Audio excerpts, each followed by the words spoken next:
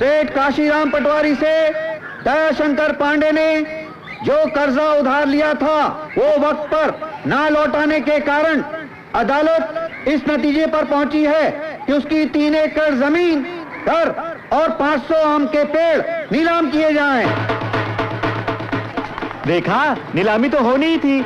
अरे पैसे उड़ाकर बहुत रईसी दिखा रहा था वो। नहीं, बेचारा बहनों की शादी रचाकर बर्बाद हुआ है। यही तो मैं तुम लोगों को समझा रहा हूँ।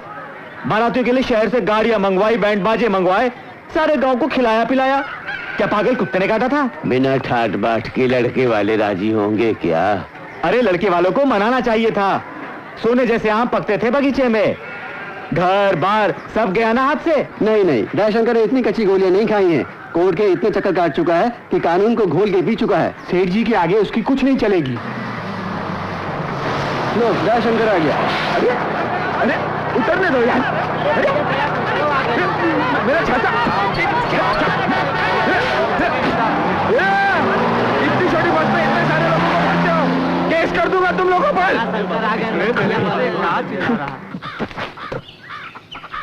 सुनो, जरा जोर जोर से रोना। चलो।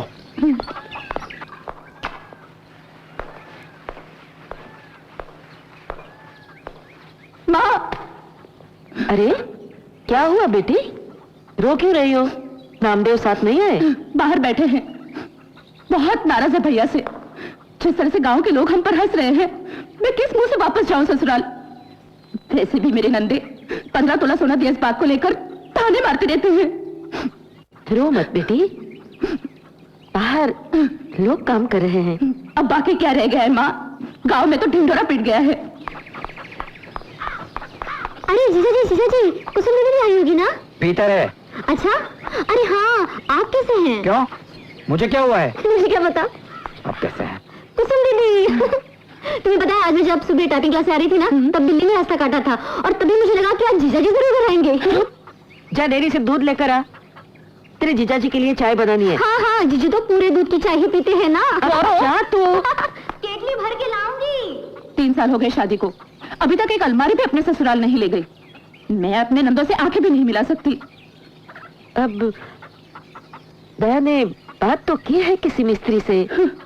पिछली 2 दिवालियों से सुनते आ रही हूँ। मेरी नंदे कहती हैं, अलमारी की चाबी रखने का इतना ही शौक है तो अपने भैया से कहो एक अलमारी ला दे। अब तुम्हारा भैया कहाँ से ला कर देगा कुसुम? चारू की शादी के लिए उसने बगीचा गिरवी रख दिया, तुम्हारी शादी के लिए ये घर। अदालतों के चक्कर काट कर बेचारे की चप्पलें घिस गई हैं। पारो मेरी बात सुन। मुझे जाने दे, घर में मेहमान आए हैं। सुन तो, कल की मैटनी शो की 2 टिकट लाया हूँ। अंग्रेजी पिक्चर है। और सुने, सारी बाड़ी पहन के आना, नहीं तो डोर के ऊपर छोटी समझ के अंदर नहीं लेगा। भैया आ रहे हैं। क्या बता रहा था मेरी बहन को? बचाओ, बचाओ, ये दयाशंकर पांडे मुझे पीट रहा है। बचाओ, ये वापस आओ। ये ललन भागता कहाँ है? ये दयाशंकर, जा तेरी बहन से प्यार करता हूँ। केस करना है कर ले। ये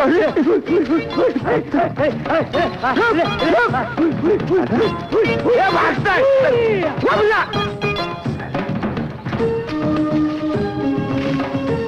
ये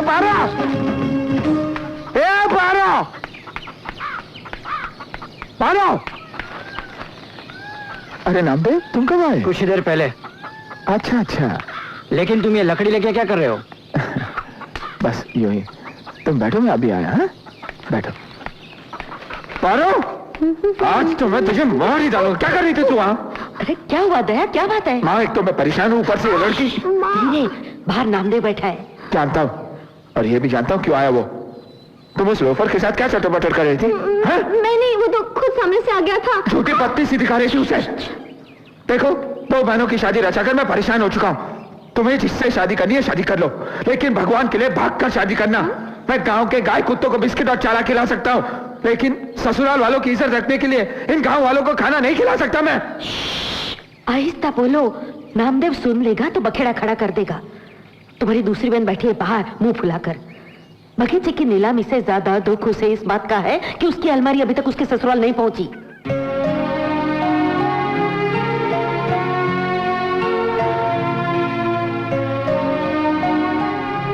आज पता चला कि पति और पत्नी के रिश्ते में अलमारी का क्या स्थान है।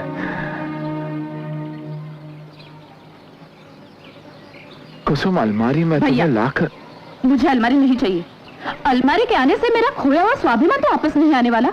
और इतना कर्जा लेने से पहले तुमने ये तो सोच लिया होता कि कर्जा कैसे चुका पाओगे। कर्जा सोच समझ कर लिया था मैंने। सोचा था आम एक्सपोर्ट करके उससे जो पैसे आएंगे,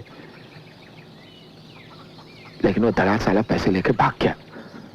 तुम्हें याद भी है कुसुम कि मेरी उम्र ही क्या थी जब पिताजी गुजरे थे।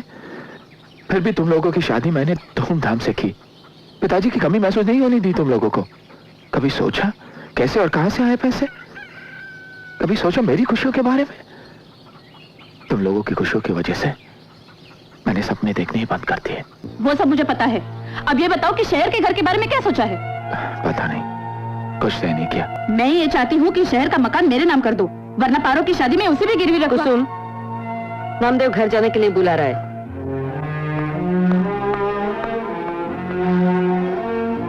माँ, बगीचे की नीलामी के बाद अदालत फौरन घर का फैसला सुनाएगी, लेकिन इसमें सेठी की कोई गलती नहीं, कोई चाल नहीं।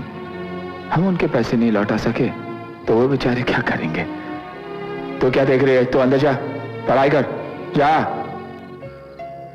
हाँ, अगर तू राजी है तो हम इस कर्जे से छुटकारा पा सकते हैं, चैन से जी सकते हैं, लेकिन उसके लिए हमें शहर का मकान बेचना पड़ेगा। दया, क्या ये जरूरी है? हम कुछ दिनों के लिए बगीचे की नीलामी रुकवा नहीं सकते? ज्यादा से ज्यादा 1 महीना, उसके बाद क्या? और फिर शहर के मकान से किराया भी कितना मिलता है माँ? हर महीने 80 रुपया। वही तो मैं कह रहा हूँ माँ, शहर का मकान बेचने से हमारी इज्जत भी बच जाएगी। यही बात मैंने सेठी से भी कही थी। अगर हम शहर का मकान उनके नाम कर देते तो हमारे सारे कर्जे मिट जाते और हमारे पास 50,000 रुपये भी आते। उस समय कोई नया धंधा वंधा भी शुरू कर सकता हूँ माँ। अब मैं तुमसे क्या कहूँ? किसी भी कीमत पर अपने घर और बगीचे को बचा लो। सर जी, मैं आप ही से मिलने आ रहा था। कहिए दयाशंकर जी, तसल्ली हो गई? सारे गांव के सामने मुझे खलनायक की उपाधि दिलाकर आपको तसल्ली हो गई? और आपको तसल्ली हुई सारे गांव के सामने मेरे नाम का ढिंडोरा पीटकर? तो और क्या करता हूं मैं? देखिए, आप मेरी नीयत जानते हैं। आपको पता है मैं कुछ ही दिनों में आपका कर्जा चुका ही देता। कर्ज चुका दूंगा कहने से कर्ज नहीं चुक जाता। तब तो हमारा हिंदुस्तान बहुत आगे होता। डॉलर का दाम इतना नहीं हो। तुम तो जानते हो सारे पैसे मेरे साले साहब के हैं, उनको मैं क्या जवाब दूंगा? देखिए सेठ जी, एक रास्ता है। शहर का जो मेरा मकान। रहने दो, तुम कई बार बोल चुके हो, मैं सुन भी चुका हूँ। नहीं, लेकिन उस वक्त माँ जी राजी नहीं थी। तो अब क्या माँ राजी हो गई? हाँ, दूसरा कोई चारा भी तो नहीं है ना। मतलब वो मकान तुम मेरे नाम से करने के लिए राजी हो? करना ही पड़ेगा। आरटीओ में रहकर पिताजी ने खून पसीना एक करके वो घर बनाया। आरटीओ ना, वहाँ के लोग तो खून पसीना एक करके ही कमाते हैं ना। फिलहाल आप आम के बगीचे के नीलामी पर स्टे ऑर्डर लाइए। देखो, मैं आम के बगीचे पे स्टे ऑर्डर ले आऊंगा, लेकिन एक शर्त है। पहले तुम वो मकान में वो किराएदार है ना, उन्हें खाली कराओ। तुम मकान खाली करवाने का इंतजाम करो, मैं तुम्हारे वो बगीचे के स्टे ऑर्डर का इंतजाम करवाता हूँ। लेकिन एक बात पक्की, जहाँ तुमने मकान के कागजात मेरे नाम से किए, समझ लो उसी दिन तुम अपने सारे कर्जे से मुक्त हो गए। जी समझिए, काम हो गया। 2 दिन पहले मैंने उन्हें चिट्ठी लिखी थी। अब कल परसों मैं शहर पर्सनल चला जाऊंगा। ठीक है, एक हाथ दे एक हाथ ले। लेकिन अगर इस काम में देर हुई तो फिर मुझे दोष मत देना। हाँ,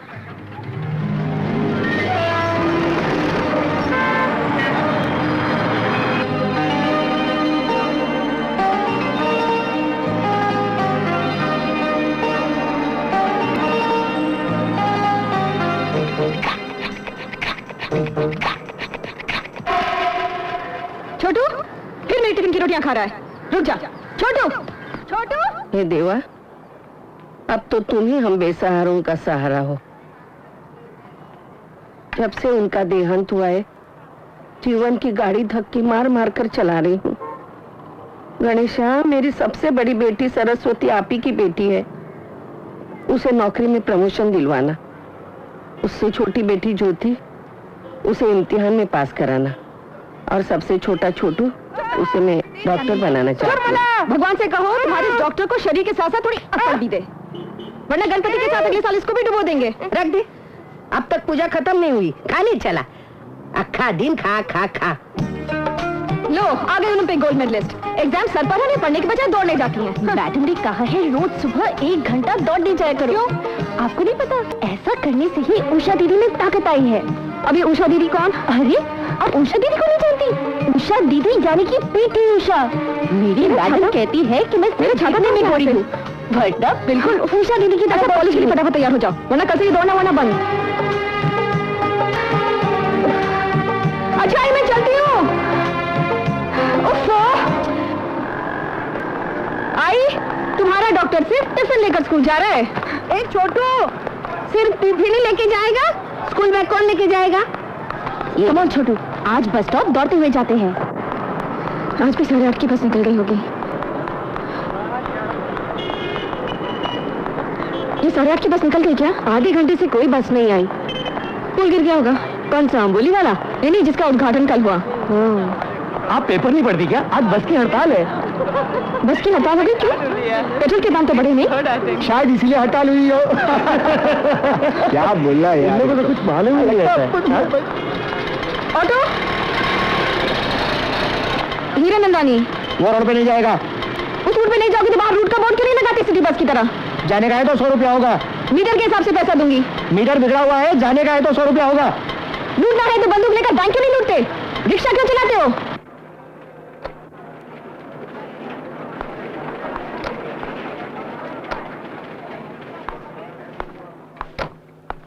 सर तुम्हारे पास घड़ी है या किसी भूकंप